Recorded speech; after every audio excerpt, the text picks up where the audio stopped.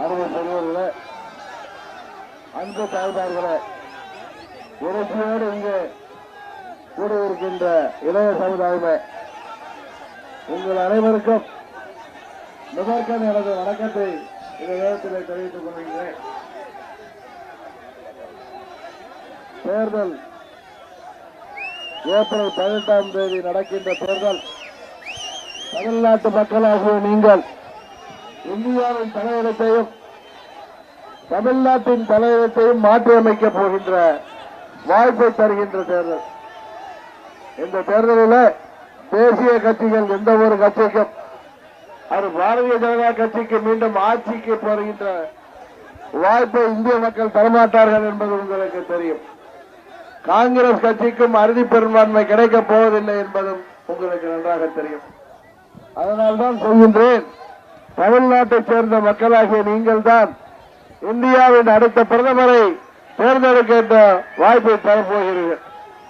அந்த நல்ல வாய்ப்பை நீங்கள் தமிழ்நாட்டின் நலனை பாதுகாக்கின்ற, தமிழ்நாட்டின் உரிமைகளுக்கு நியாயமாக இருக்கின்ற, மதசார்பற்ற, நடுநிலையான, சர்வாதிகாரம் இல்லாத ஒரு பிரதமரை தேர்ந்தெடுக்க நீங்கள் யோசித்து வாக்களிக்க வேண்டும்.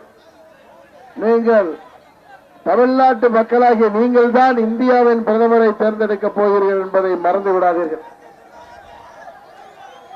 இந்தியா இன்றைக்கு ஒரு சர்வாதிகார ஆட்சியிலே மாட்டிக்கொண்டிருக்கின்றது.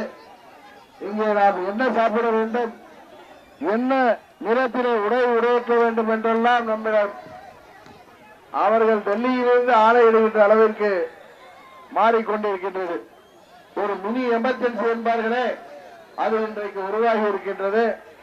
பல்வேறுபட்ட மொழிகளும், பல்வேறுபட்ட இனத்தையும், பல்வேறுபட்ட கலாச்சாரத்தையும், பல்வேறுபட்ட பண்பாடுகளையும் கொண்ட நமது நாட்டிலே ஒரே மொழியை உருவாக்குவோம் என்று தவறான கோஷத்தை சர்வாதிகாரத்தனமாக எழுப்ப பார்க்கிறார்கள். தற்போது தவறு அவர்களுக்கு இன்னொரு முறை வாய்ப்பளித்தால் இந்தியா ஒரு ஜனநாயக நாடு என்பது மாறி சர்வாதிகார நாடாக மாறிவிடும். உத்தரப்பிரதேசத்தில் ஒரு பிஜேபியின் தலைவர் பேசியிருப்பது உங்களுக்கு தெரியும். இந்தியாவிற்கு இதுதான் கடைசி பாராளுமன்ற தேர்தல் என்று அவர்கள் கோருகிறார்கள். காரணம், அதற்கு பிறகு தேர்தலே நடத்தாமல் சர்வாதிகாரம் எப்படி பல நாடுகளிலே ஒரு சர்வாதிகாரி ஹிட்லரின் கையிலே நாடு இருந்ததோ அதுபோல உருவாக்குகின்ற நிலைமைக்காக நோக்கி அவர்கள் பயணிக்கிறார்கள். அதனால்தான் ஒரே நாடு, ஒரே மொழி, ஒரே மதம் என்கிறார்கள். நமது நாட்டின் தனித்தன்மையே வேற்றுமையில் ஒற்றுமை. நமது நாட்டிலே பன்முகத்தன்மை, பல்வேறு கலாச்சாரங்கள், மொழிகள், பண்பாடுகள் இருந்தாலும் நாம் அனைவரும் இந்தியர் என்று இங்கே ஒற்றுமையாக இருக்கிறோம். இந்துக்களானாலும் சரி, கிறிஸ்துவர்களானாலும் சரி, இஸ்லாமியர்களானாலும் சரி, சீக்கியர்களானாலும் சரி, வேறு மதத்தை சேர்ந்தவர்களானாலும், நாம் பிறப்பால் பல மதத்தை சேர்ந்தவர்களானாலும் சரி, நாம் அனைவரும் இந்தியர் என்ற ஒரு புள்ளியிலே நாம் அனைவரும் இணைந்து இருக்கின்றோம். நம்மை பிரித்தாடுகின்ற விதமாக நம்மிடையே மதவாதத்தை பேசி நம்மிடையே பிரிவினையை உருவாக்க முயற்சித்துக் கொண்டிருக்கிறார்கள். தப்பு தவறி பல மாநிலங்கள் அவர்கள் கொடுத்த தேர்தல் அறிக்கையிலே ஏமாந்து பிஜேபிக்கு வாக்களித்து விட்டார்கள். ஆனால் தமிழ்நாட்டு மக்களாகிய நீங்கள் தான் மோடியிடம் ஏமாறாமல் அம்மா அவர்களை வெற்றி பெற செய்தீர்கள். அம்மா அவர்கள் வெற்றி பெற்ற காரணத்தினால்தான் அவர் உயிரோடு இருக்கின்ற வரை தமிழ்நாட்டில் நீட் தேர்வை அனுமதிக்கவில்லை. அவர் விவசாயிகளை பாதிக்கின்ற எந்த ஒரு திட்டத்தையும் அனுமதிக்கவில்லை.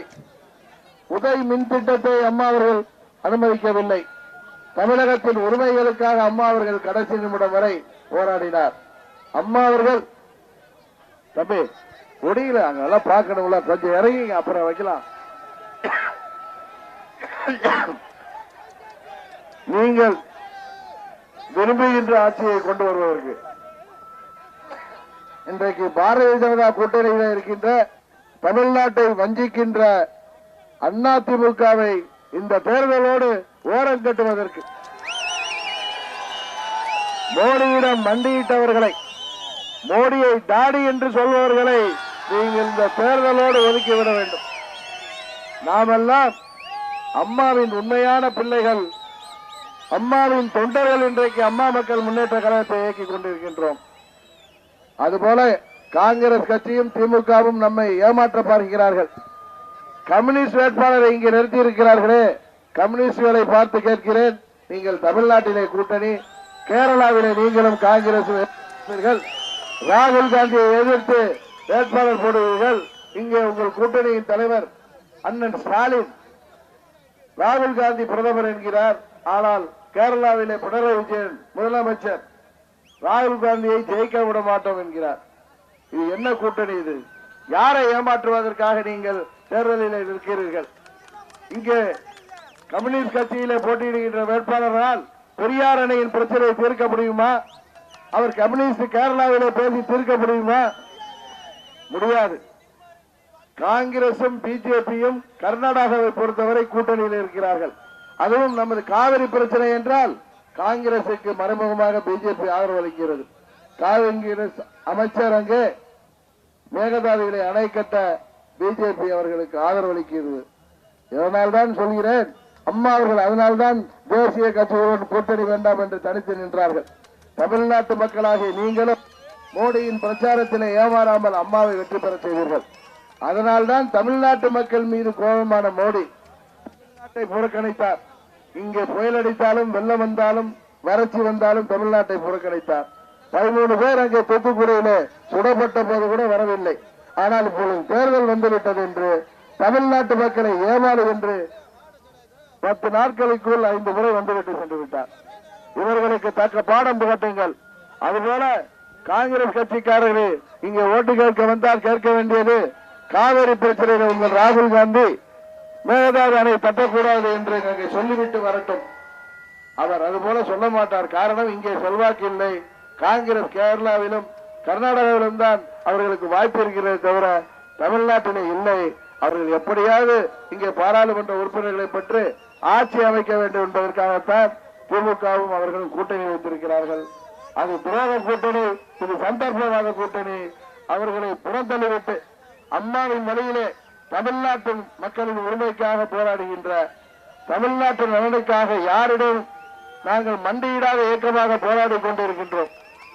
மக்களிடமும் அம்மாவின் தொண்டர்களை தவிர யாரிடமும் நாங்கள் மண்டியிட மாட்டோம். அதனால்தான் நமது கட்சிக்கு சின்னம் கிடைப்பது வரை எத்தனை பிரச்சனைகளை உருவாக்கினார்கள். நீதிமன்றம், உச்ச நீதிமன்றம் கொடுத்த தீர்ப்பினால்தான் அம்மாவின் ஆசையோடு நமது வேட்பாளர்களுக்கு இன்றைக்கு பரிசு பட்டகம் சின்னம் கிடைத்திருக்கிறது. பரிசு பட்டகத்திலே வாக்களிப்பதன் மூலம் தமிழ்நாட்டின் உரிமைகளை மீட்டெடுக்கவும், தமிழகம் தலை நிமிரவும், யாருக்கும் தலைவணங்காமல் மத்தியிலே கூட்டாட்சி, மாநிலத்திலே சுயாட்சி என்கிற தத்துவத்திலே செயல்படுவதற்கு யாரிடமும் எதற்காகவும் சமரசம் செய்து கொள்ளாத இயக்கமாகிய அம்மாவின் தொண்டர்களால் இயக்கப்படுகின்ற அம்மாவின் பிள்ளைகளுக்கு நீங்கள் வாக்களியுங்கள். நமது வேட்பாளர் டேவிட் அண்ணாதுரை உங்களுக்கு நன்கு அறிமுகமானவர், அமைதியானவர், நல்லவர். அவர் அமைதியானவராக இருக்கலாம், ஆனால் அம்மாவின் பிள்ளைகளில் ஒருவர், வீரமானவர், தமிழ்நாட்டு நலனுக்காக போராடக்கூடியவர். அவரை வெற்றி பெற செய்யுங்கள். இந்த துரோக கூட்டணியின் வேட்பாளரையும் இந்த சந்தர்ப்பவாத கூட்டணியின் வேட்பாளர்களையும் தோற்கடிக்க வேண்டியது மதுரை மக்களின் கடமை. மதுரை தீர்ப்பு தமிழ்நாடு முழுவதும் எதிரொலிக்கும் என்பதை நீங்கள் எண்ணி பார்த்து தமிழ்நாட்டின் நலன் கருதி பரிசு பெட்டகம் சின்னத்திலே மாபெரும் வாக்கு வித்தியாசத்தில் எங்களை வெற்றி பெற செய்ய வேண்டும். உங்களது சின்னம் பரிசு பெட்டகம். பரிசு பெட்டகம் உங்களது வேட்பாளர் அருமை சகோதரன் டேவிட் அண்ணாதுரை என்று சொல்லி விடைபெறுகிறேன். நன்றி, வணக்கம்.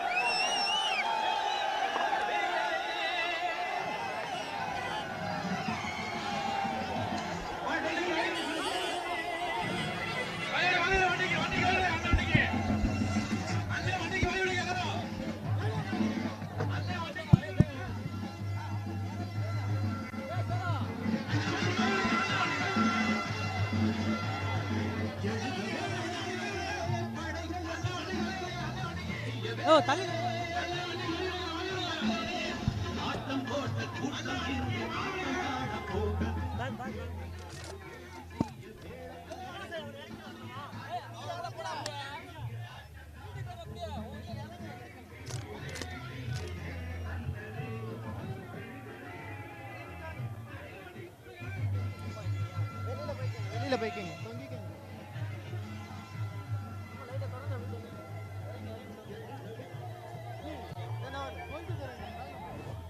ஆயுதம் வல்லவனுக்கு புல்லும் ஆயுதம்.